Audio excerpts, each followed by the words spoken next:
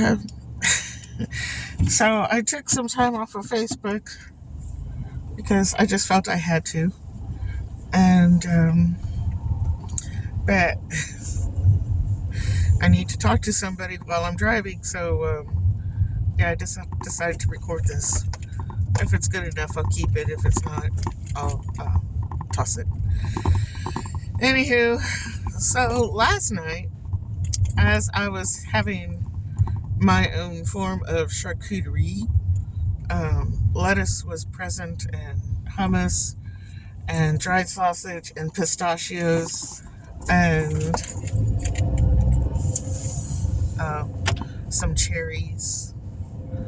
And so I made little lettuce wraps out of I would put hummus down, put a piece of dried sausage. Then I would I had caprese salad, and I would put that on top of the dry sausage, and then I would add a pistachio nut, roll it up, and it's a very good combination. If you haven't tried that combination already, I highly suggest it. Highly suggest it. And then the cherry was, of course, the dessert. And, yeah. So as I was having my own particular brand of charcuterie, I was watching Art 21, and that's on PBS, and it's art in the 21st century. Very interesting artists, living artists who are actually working in the world. And it's not just Puerto Rico, I guess, is part of the United States. It is, but still, I mean, here in the States, that's there was one Puerto Rican from Liosa. It looks like an interesting part of the island. I would really like to go there. Anywho, but I would have to get much better at my Spanish. Infinitely better at my Spanish.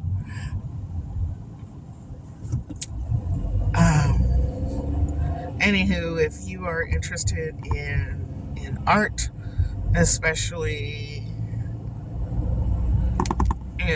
actual living, working artists, I highly suggest this.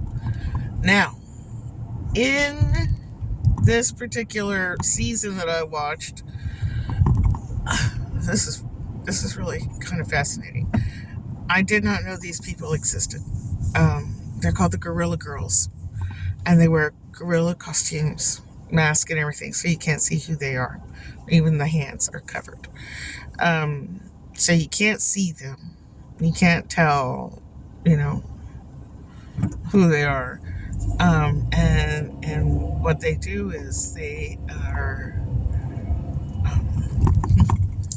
anarchists of the art world, mainly in New York City. I don't know if they go out of New York City, but mainly in New York City. And basically what they're fighting against is that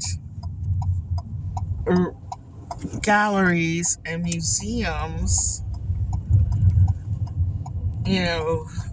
are seemingly run just to show art of white males. Lord, please be with that man. Of white males, and very little else of women, and very little else of people of color, and that's what they're fighting. Now, their main charge is that these museums and galleries are run by people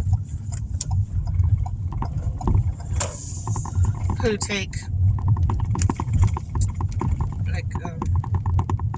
they're really run by capitalists. I mean, we are a capitalistic society, and duh, you know. But it's not art for art's sake. It's art, and some really good art. But it's for the sake, the only sake, of increasing the price of the art of those collectors, the wealthy collectors, the wealthy top tier collectors.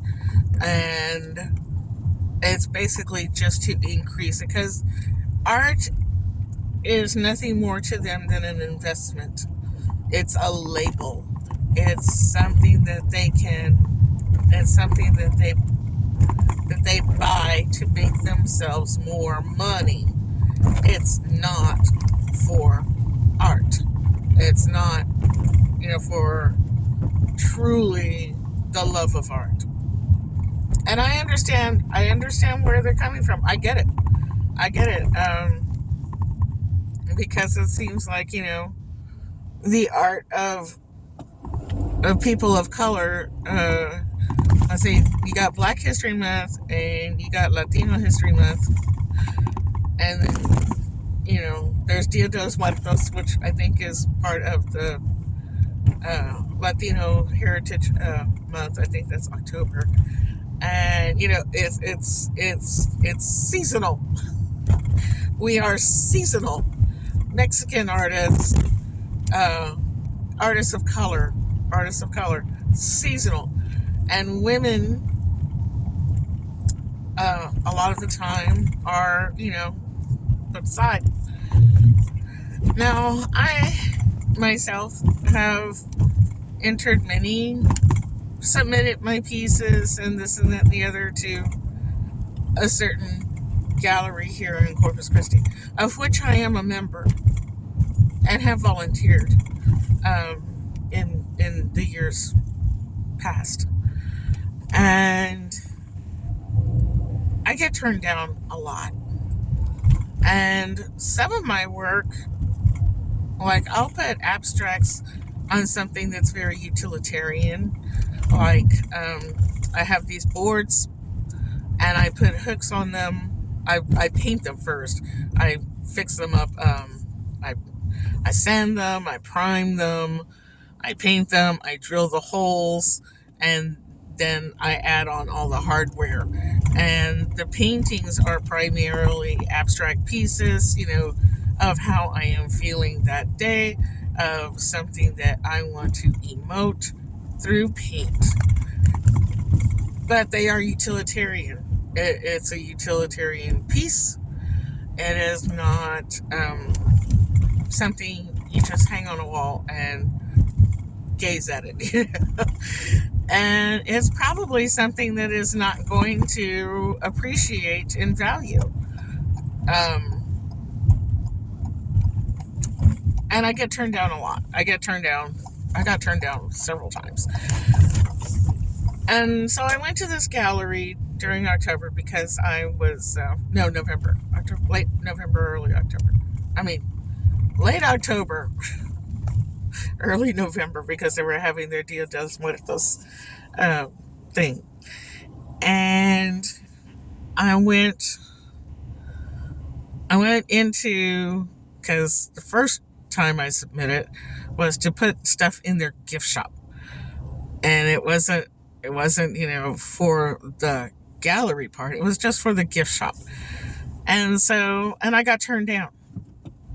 My stuff is too utilitarian. They don't like it. They, whatever. I don't know why I got turned down. And my first thought was, it's too utilitarian. It's not. It's art on a piece of utilitarian work. So it's more, I guess you can look at it as more as a craft. I think I'm going to park over here because there's a dog there. They probably saw it more as a craft than art.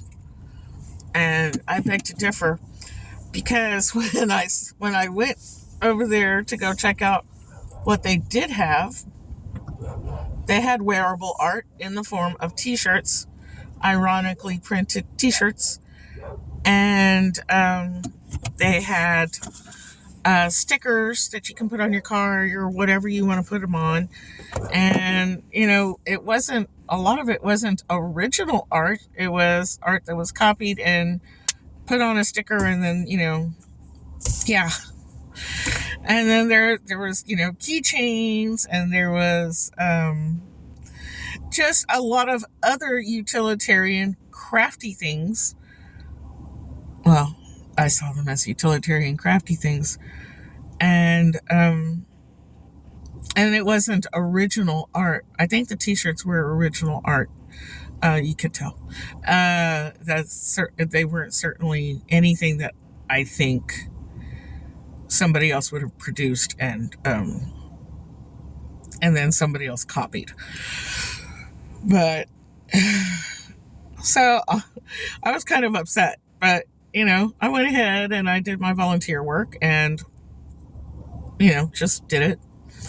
And then they had another thing coming up, and lately I've been doing a lot of work on chairs and more home decor type things than art, but I'm putting art on this home decor. I am painting it, I am adding, I'm embellishing, and nope, didn't get it again. Did not get accepted again. And I'm like, okay, well, I'm not white and I'm not producing these things that I'm not putting stuff on canvas right now. I haven't in a while. And maybe that's it. I hate throwing out the race card because that is so stupid, but sometimes it's very obvious. In my case, I don't think it was too obvious because I'm a pretty light-skinned individual. However, look at me. I look like 8 different kinds of races. I'm like 8 different. I look Asian. I look, I look Polynesian. I look Mexican, Spanish. And then I'm light-skinned, and so there's a whole lot going on here. And so, I'm definitely not a white woman. I'm colored like one, but I'm not a white woman. So sometimes I go, well. But sometimes I think that, and I think, well, that's silly. It's not like, you are being racially profiled, like by the police or anything like that, because that's where you play the racist card. That's where you play the race card, and you say, well, wait a minute. You stop 24 other people, for speeding, and you let them go. Why are you tearing up my car? Oh, because I'm black. Oh, because I'm Mexican. It's just like, that's when you play the race card. I saw it the other day. It was interesting. But another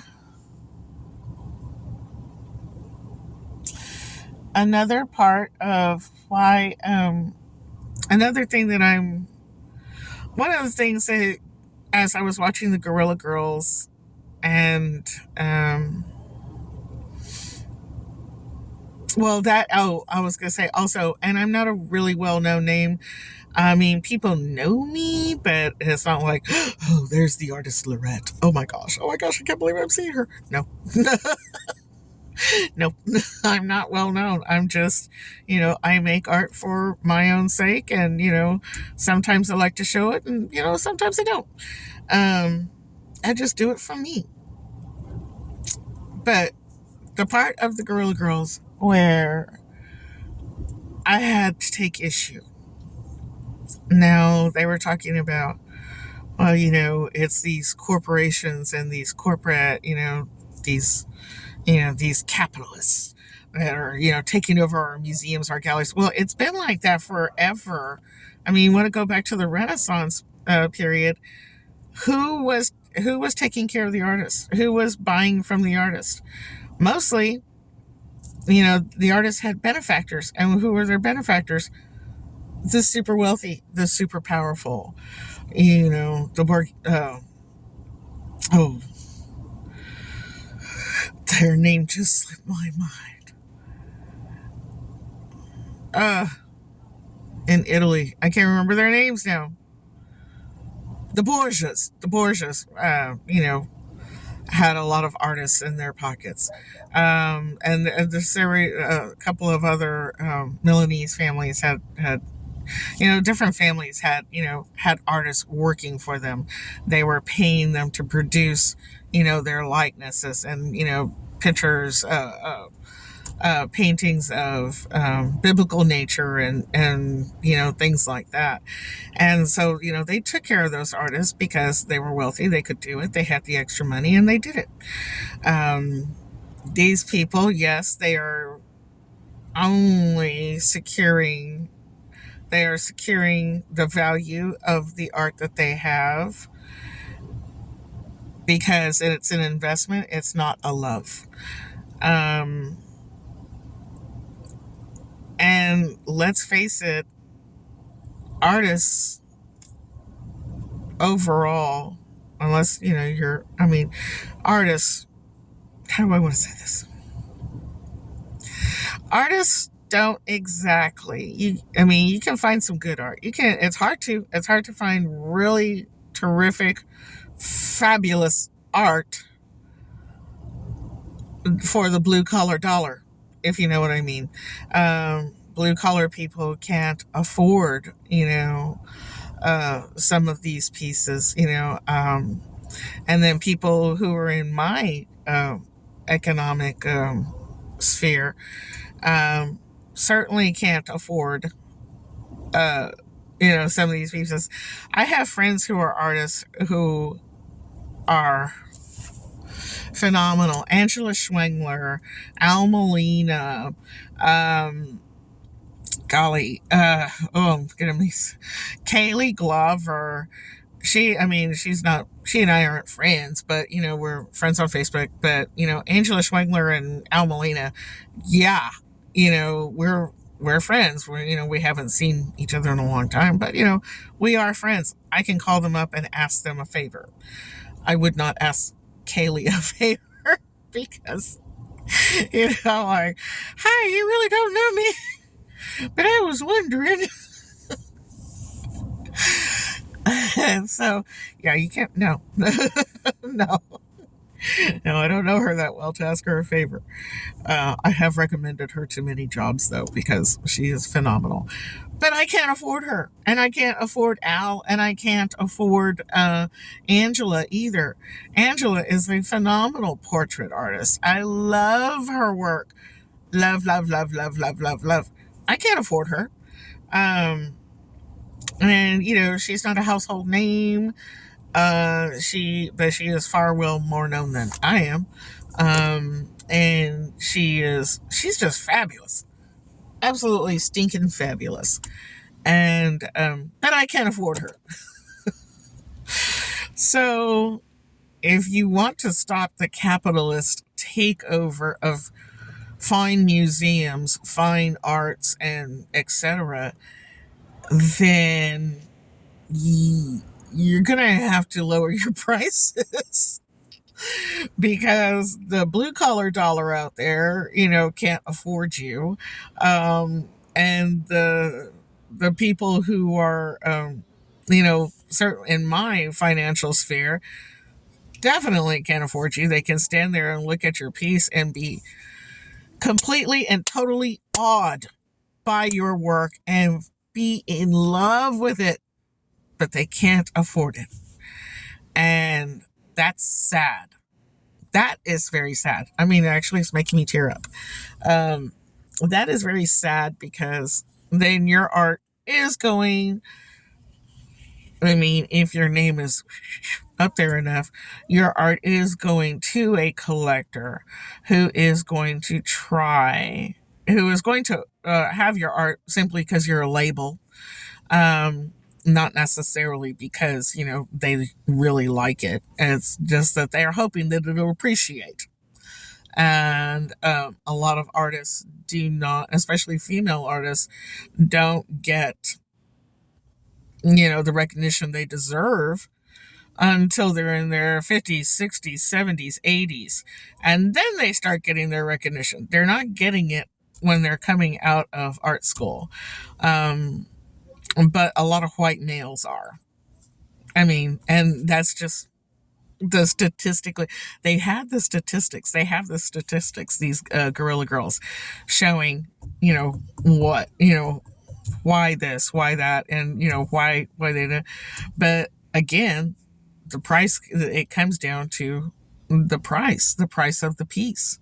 And if that price is too high, then yeah, it's going to be up to those making the bigger money. And those making the bigger money will always go to the label, will always go to something that is going to appreciate in value, not stay the same or depreciate. They don't do it for the love. They do it for the love of money. They don't do it for the love of the piece. And I think that's where their one fail is not really thinking about, it's thinking about how these rich people spend their money. It's their money, and they're going to spend it the way they want. And they're always going to spend it on something that will make them more money, because that's what they do. Poor people will spend money on things that they love, especially if it's a piece of art. Now, I know that my friend Al Molina and Angela, well, Al especially, because he's gotten pretty Mr. Big Shorts. Al Molina has a following, and he has collectors. They're not super wealthy collectors. But they are people who are in love with his work, and they can afford a piece maybe once a year, maybe 2 or 3 times a year, but that's it, and that's wonderful. I mean, that's really, really wonderful. Has he quit his day job to pursue art full time? Nope, because he can't afford to. You're not going to be able to pay the bills on that. And so everything always comes down to money, love, and then sex is the last one. I don't know anybody who has purchased a piece of art with sex, but I'm sure somebody has out there somewhere. I'll give you a BJ for that piece. That is so gorgeous. Maybe. I don't know. Anywho, I'm over here at Artesian Park. Tacos Not Bombs is setting up, getting ready to feed the homeless and the indigent. And I'm fixing to go out there with my bras. I collected some bras, donated. Some people donated money. Some people donated bras. I donated some bras too, for our gals who are, large and lovely, but they can't. Like a lot of times when clothing gets donated, and ladies donate bras, they're usually little bitties. And some of our ladies, they're larger. They're large and lovely, and they need bras. They need something that's going to hold everything. And these itty bitty little things are like, what am I supposed to do with this? Cover my nipple? That's all it's going to do. And so, so I've got 12 bras, and then I know one of the other ladies is coming out with more, and I'm going to get on the stick with, see if Hanes or Fruit of the Loom, see what they do with their irregular stuff, so that way, if I can pass it out and give it to the homeless, why not? Why wouldn't I be able to do that? If it's donated for free, I can't afford to be buying, like pallets of irregulars in order to donate it, because I'm poor. I am. So anyway, my lovelies, my large and lovelies, my small and cute as a buttons, y'all have a wonderful day. Take care, and if you can, care for your fellow man or woman. I highly suggest you do. Feed somebody if you can, clothe somebody if you can, heck, house somebody if you can, because it's getting cold. And down here in Corpus Christi, what do we got? 58 degrees. I got a light sweater on, so it's not cold here. It's actually, the sky is bright blue, the sun is shining. It might get into the lower 60s, but at night it gets pretty darn cold, and some people need blankets, some people need shelter. So if you can, do what you can to help and bring yourself some good karma and some good love. Take care. Besitos. Hasta luego, egos.